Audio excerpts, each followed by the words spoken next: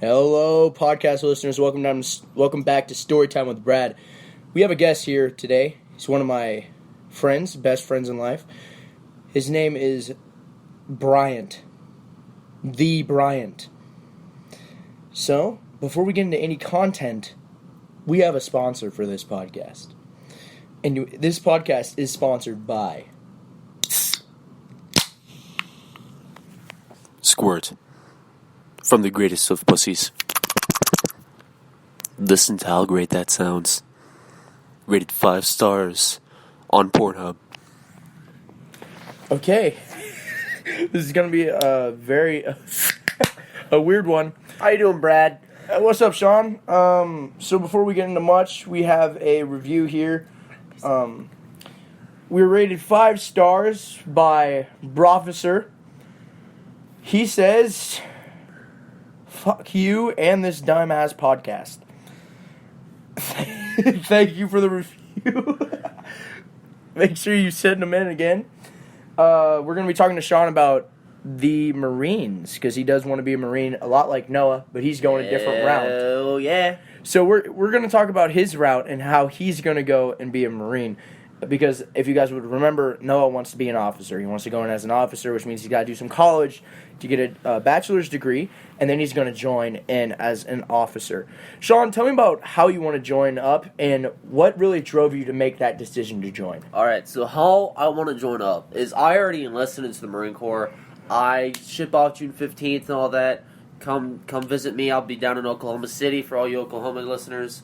But thing is I wanted to go the not pussy route.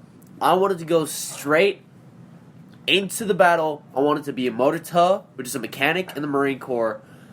I want to be able to work on diesel cars. I want to be able to get out of the Marine Corps and then automatically go and open up my own shop, just like West Coast Customs and all those other shops. All right? Now, one thing the reason why I wanted to join the Marine Corps was because ever since I was 5, I wanted to join the military. And for the longest time, I wanted to join the Army. So I was talking with the Army recruiters. I was talking just to the Army recruiters, wasn't talking to any other recruiters. All right? So I was super excited about joining the Army. Then they said I couldn't join because of certain reasons. And I won't get into that. We'll just say health problems. Health problems, yes. All right, but so I went and talked to the Marine Corps, and they were like, "Yeah, sure, whatever. We don't care. As long as you can run, you're fine." I was definitely fine. Now, talking to them, and the more I thought about it, the more I noticed that I'm more of a Marine. I am an idiot.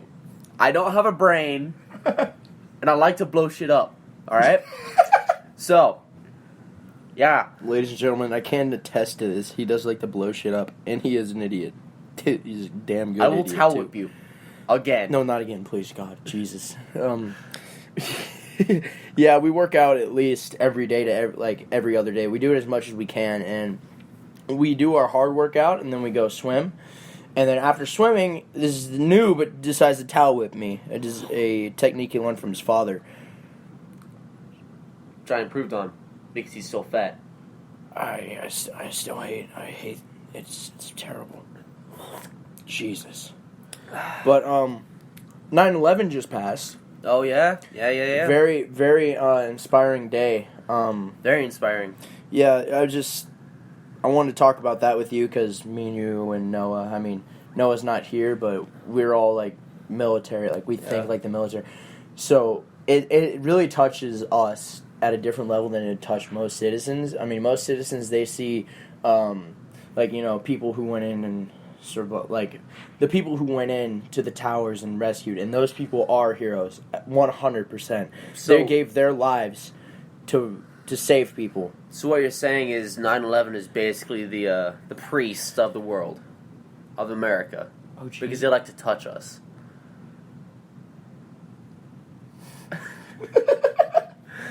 No, but okay, so... Oh, Jesus, okay. Alright, so, seriously. See, this is why we can't make jokes about 9/11. It just crashes and burns. Like... Okay.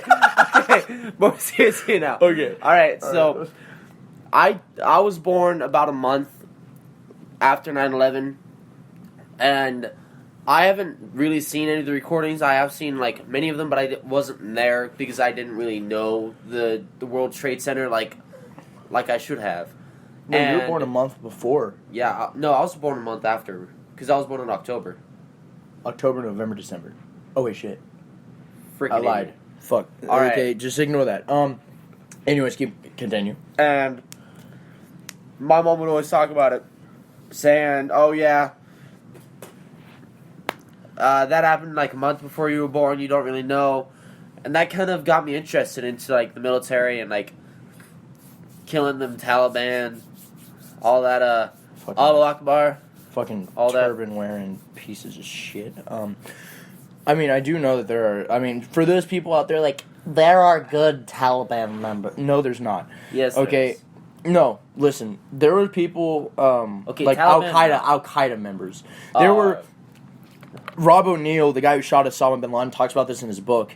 He was invading a island with his Navy SEALs, and they were in the middle of a gunfight, and it turns out when they put Semtex on the door, if people who don't know what Semtex is, that's an explosive. They put Semtex on the door and blew the door. Well, apparently they also blew these two children's mother into a million pieces. And then right as they got into the house, they also shot their father when they entered the room. So he took the two children to their aunt's house, which was across the way, and gave them to the aunt. And he said he'll never forget this. He was in the shadows where nobody could see him except for the two kids, because of course they knew where he was. And all they did is look back and waved and then shut the door. So, I mean, I know that like this was in the middle of an Al-Qaeda raid, bad people, but there are like some good kids who had nothing to do with this. Like Osama bin Laden's son, he had nothing, like his 5-year-old son, he had nothing to do with that. And he moved his child, sat him on the bed and went, what a poor little kid, he just lost his father right in front of him. Like, there's just things like that, and some women and children, you know. But it's amazing, but you keep going, Sean. What bothers me is the fact that those pilots that flew those planes into the Twin Towers were trained by U.S. Were trained by us.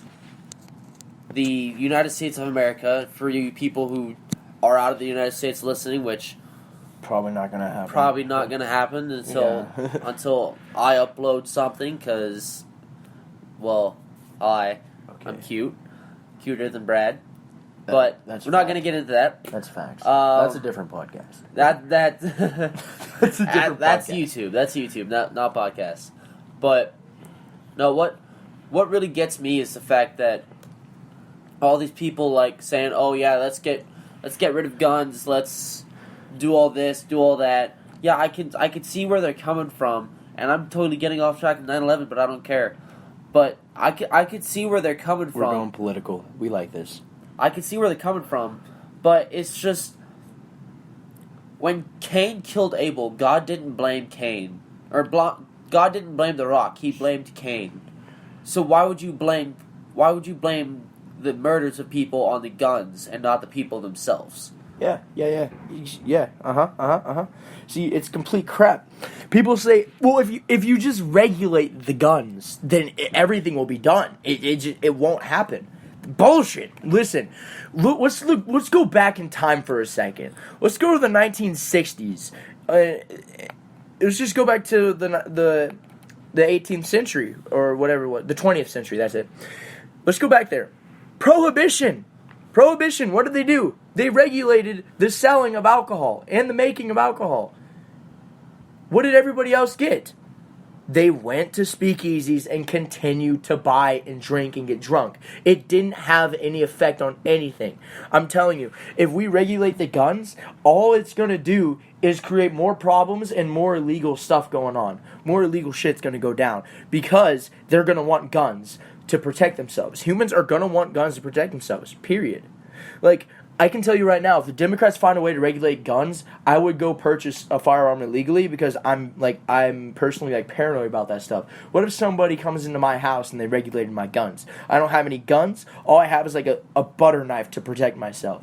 and a bow and arrow. But of course, like, I'm not always going to be dead ass accurate with a bow and arrow. Like, we all know that. If we have a shotgun that has spread, like, because if you guys don't know what fucking shotgun is, get the fuck out this podcast. But anyways, when you fire, a bunch of pellets spray in different directions. Burst shot. Yeah, burst shot. But it's complete, like, it's easy. It's bullshit. But that's what I personally think. Like, if you got rid of guns, nothing's gonna come of it. Sean? All right, but okay. So I wrote this little essay passage type thing. This little about two pages. So I wrote, my views on gun laws are that Americans should be able to have guns, but a deeper background check should be used so that no criminals could buy or use a firearm. In the United States, constitutional amendments to the Second Amendment states, a well-regulated militia being unnecessary to the security of a free state, to the right to bear arms shall not be infringed. This states that the people have the right to own guns and protect their families and themselves. In the United States, there are laws about who can own a firearm and who cannot. Title I of the United States Federal Gun Control Laws states that anyone who is convicted felon, fugitives of justice, unlawful drug users, and people who have been dishonorably discharged from the military may not own or bear arms. This law also states that people under the age of 18 may not own a weapon. The shootings that have happened were done by people under the age of 18. Yes, all shootings were not all caused by teenagers under the age of 18, but that doesn't change anything. The shootings were not the weapon's fault, so why take away the weapons? Some people may argue that weapons should be taken away because of temptation, but if the United States were to take away the firearms, then people would use knives, just like in Great Britain and China. In Great Britain, more than 350 people are stabbed per day, and a stabbing happens every 4 minutes. And on Saturday, March 1st, 2014, more than 130 people were stabbed on a train station in Kunming, China. Now, that's all I've written so far. I am not done yet. But all of that, I've done my research. I've done a lot of freaking research. All of that, what I just said, is true. You can look it up. You could go find it anywhere you want. But what you gotta understand is it's not the gun's fault.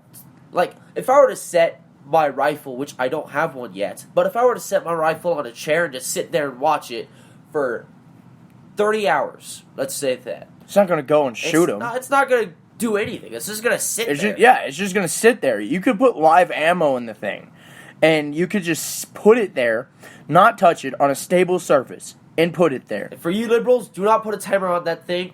I will hunt you down and tickle you to death because you're liberals, and you will feel pain. Yes, yeah. Okay, he could put it on anything, and it would literally not do anything. What makes the gun fire? Pulling that trigger. Who's pulling that trigger? A human being, or unless you're going Planet of the Apes. But that's probably not going to happen for a fat minute. So, like, it's just pointless. It's pointless to regulate guns because it's not the gun's fault. It's the people. Now, I know they're trying to make more background searches, which I could see that happening. Right. But regulating the guns and getting rid of assault rifles and shotguns and all that, no. I like how we went from Marine Corps to 9/11 to gun laws. I think this podcast went great. Wouldn't you say so, Brad? Yeah, I say we're not done yet. I wasn't planning on this, but I'm actually gonna end this one, and we're gonna make a part 2 because I think this is an important topic that we need to talk about because it's not talked about enough at all, not even close. So we're gonna stop this podcast here. I'm gonna upload it, and then we are going to make a second part, okay? So we're going to record it now, and we're going to upload it later after we make it. So stay tuned for the second part of this. I'm going to name it Sean's Gun Laws, I guess. So see you guys in the second part.